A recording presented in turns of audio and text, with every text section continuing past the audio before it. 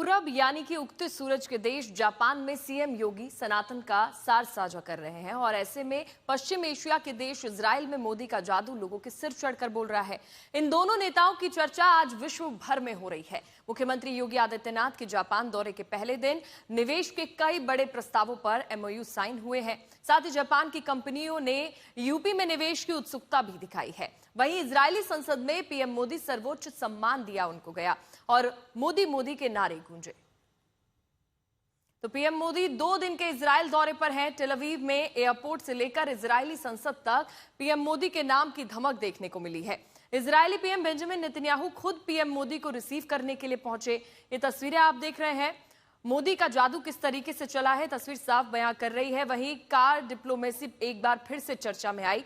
PM Modi को Israel के सर्वोच्च सम्मान से भी नवाजा गया और पीएम मोदी के साथ हुए रात डिनर पर नेतन्याहू पूरी तरह से भारत के रंग में रंगे नजर आए हैं।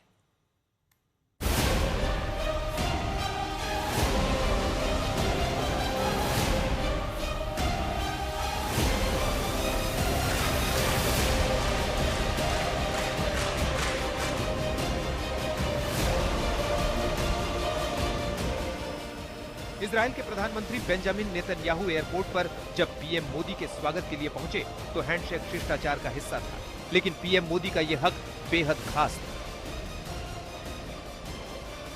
इतना प्रभावशाली कि इजरायली प्रधानमंत्री बेंजामिन नेतन्याहू भी गर्मजोशी से अभिवादन करने से खुद को रोक नहीं पाए।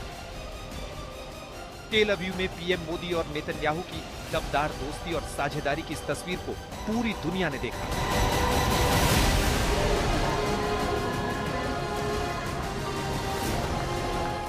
एयरपोर्ट से लेकर होटल तक प्रधानमंत्री नरेंद्र मोदी का शानदार स्वागत हुआ। जब पीएम मोदी नेतन्याहू के साथ इजराइल की संसद में संबोधन के लिए पहुंचे तो स्पीकर ने कुछ इस अंदाज में वेलकम किया कि सेनेट मोदी मोदी के नारों से गूंज उठा। His Excellency Narendra Modi, Namaste.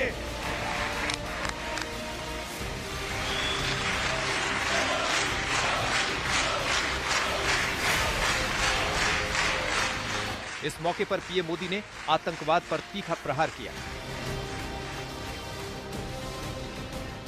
No cause can justify the murder of civilians. Nothing can justify terrorism. India has also endured the pain of terrorism for a long time.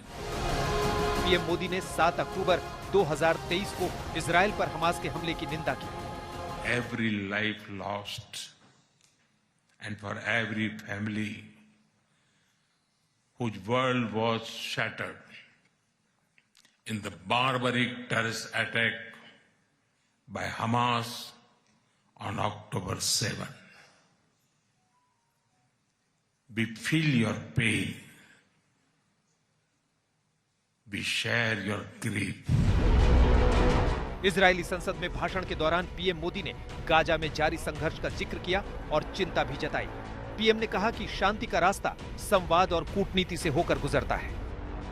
The Gaza Peace Initiative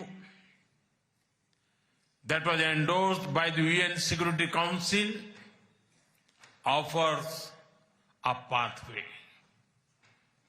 India has expressed its firm support for the initiative. PM Modi के संबोधन के बाद Benjamin Netanyahu ने भारत और Israel के बीच मजबूत साझेदारी का भरोसा दिलाया, तो वहीं मोदी हक का जिक्र करते हुए कहा कि ये सच्चे रिश्ते की निशानी है। Narendra, my dear friend, I am deeply, deeply moved by your visit here today. Because I have to be diplomatic, I will not rank it, because I'll get into trouble. But I've never been more moved than by your visit here with us, a great friend of Israel, a great champion of the Indian-Israeli alliance, and a great leader on the world stage. Israeli संसद ने प्रधानमंत्री नरेंद्र मोदी को speaker of the Knesset medal से सम्मानित किया गया है। ये इजरायली संसद का सर्वोच्च सम्मान है और पीएम मोदी यह पदक पाने वाले दुनिया के पहले शख्स हैं। पीएम मोदी का जादू यहाँ भी सेनेट सदस्यों के सिर चढ़कर बोला।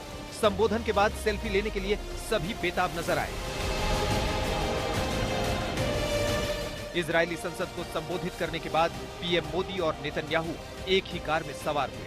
नेतन्याहू ने यह तस्वीर सोशल मीडिया पर साझा की और लिखा, हम साथ आगे बढ़ रहे हैं। तकनीक और नवाचार में भारत इजरायल साझेदारी को और मजबूत बना रहे हैं।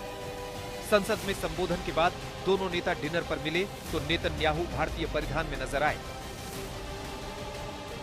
प्रधानमंत्री मोदी आज इजरायली प्रधानमंत्री के साथ द्विपक्षीय बैठक करेंगे। इस दौरान भारत और इजरायल के बीच ड्रोन की खरीद और जॉइंट मैन्युफैक्चरिंग समेत कई बड़े रक्षा समझौतों पर सहमति बन सकती है। ब्यूरो रिपोर्ट, आज तक।